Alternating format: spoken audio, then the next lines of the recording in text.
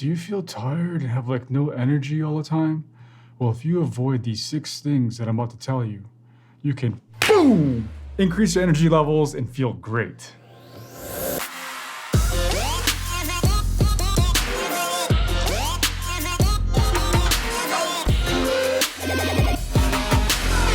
As someone who's been through residency and fellowship and working crazy hours, on average 80 hours a week, and then I was also on call every fourth night where you're up for 24 hours straight, your sleep cycle gets all messed up.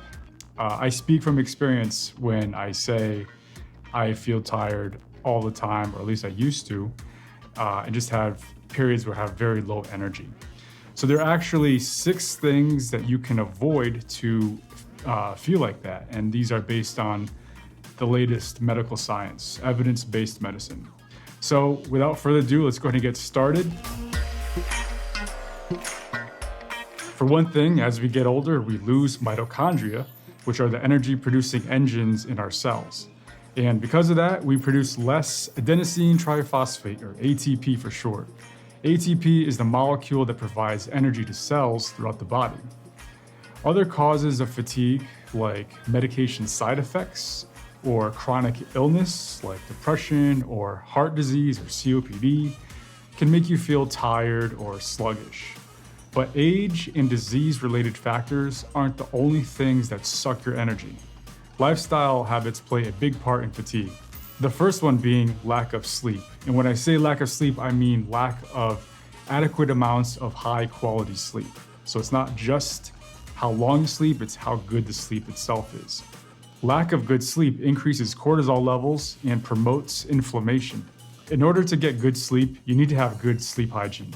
This means going to bed and waking up at the same time each day, and keep your room on the cooler side and keep it quiet and free of electronics, which stimulate your brain. The blue light from the cell phone, from the laptop, from the iPad, whatever, it stimulates your eyes, stimulates your brain, no bueno. So no using your phone in bed. Also, don't exercise before bed, at least within 2 hours, because this stimulates you and it's puts you in a adrenergic state, and you need to be in a parasympathetic state, a calm, relaxed state before going to bed. If you do drink caffeine, don't drink too much and make sure it's early in the day. And absolutely do not drink caffeine within 8 hours of bedtime. And the same applies to alcohol. Even though alcohol may help you fall asleep, it actually interrupts the sleep cycle and diminishes the quality of sleep. Also, alcohol relaxes the muscles in your throat while you're sleeping. That's why you're more prone to snoring when you're drinking alcohol.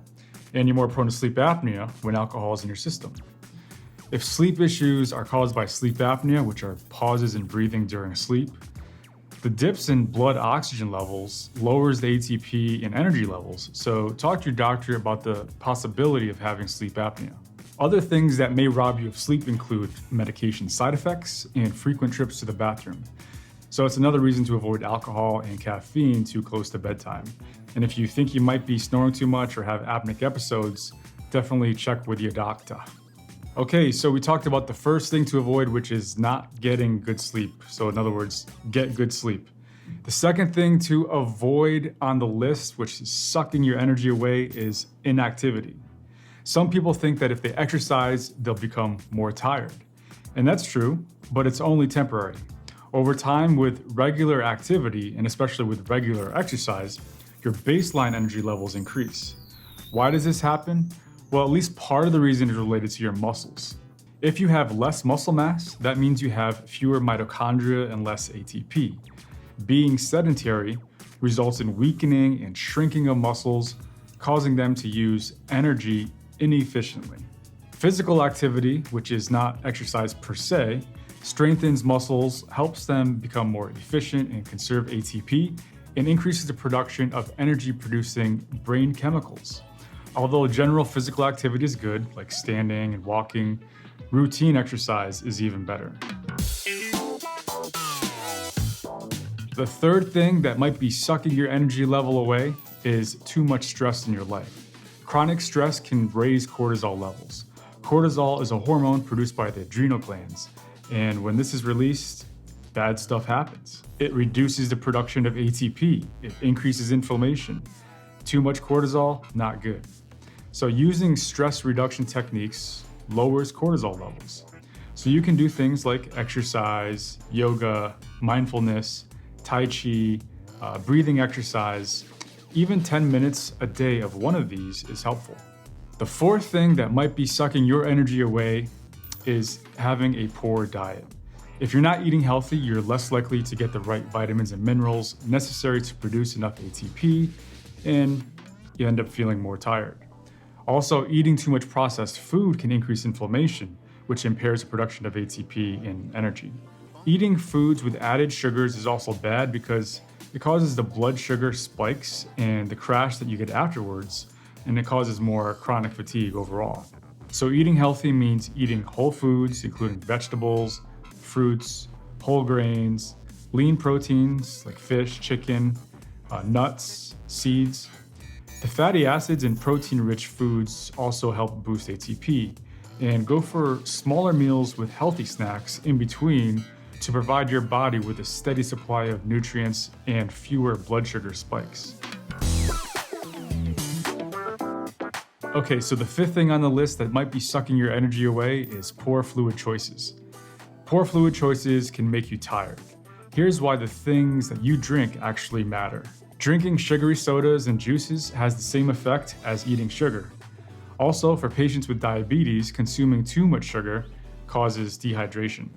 This is why patients with diabetes will often present with increased thirst and increased urination. That's a tip-off as to how we make the diagnosis. This happens as a result of blood sugar overload in the kidneys. The kidneys can't retain all that sugar, and then it ends up being spilled into the urine. So sugar in general is bad, but sugary drinks is even worse because you're delivering a huge sugar load in rapid time to the body. And there are other things that can cause dehydration too, which in turn leads to fatigue. So what else dehydrates you? Well, for starters, just simply not drinking enough water. Healthy people need on average 8 cups of water per day, and more if they're exercising, especially if they're exercising on a hot day. Drinking too much caffeine leads to dehydration. Caffeine suppresses ADH secretion from the posterior pituitary gland in the brain. So when this is suppressed, these low ADH levels force the kidneys to retain less water in the body, and so you end up peeing more. So caffeine by itself makes you pee more, but then we add water to the tea or the coffee that we're drinking, so you're gonna pee a lot. Peeing a lot means you go to the bathroom, so it's gonna interrupt your sleep, which means less adequate sleep. And alcohol will have the same effect as caffeine because it also suppresses ADH levels, which means you're gonna pee more and lose more water from your body. All right, so the sixth thing on our list that might be sucking your energy away is social isolation. Isolating yourself from other people is associated with depression, and depression is linked to fatigue. Connecting with other people can bring a different outlook and give a spark to your energy levels. And sorry, I'm not talking about Instagram and Twitter here. I'm talking real life, face-to-face. So don't neglect your friends, family, neighbors, or new acquaintances. Unless they're just bad people, in that case, get rid of them. So I know I talked a little bit about sleep in this video, but I'm actually gonna make a whole series of videos on sleep because there's just so much to know, and there's so many different sleep issues with different people, and there's so many people that have sleep issues. So I'll make a series of videos and look for the next one coming up soon. I'll see you in the next one.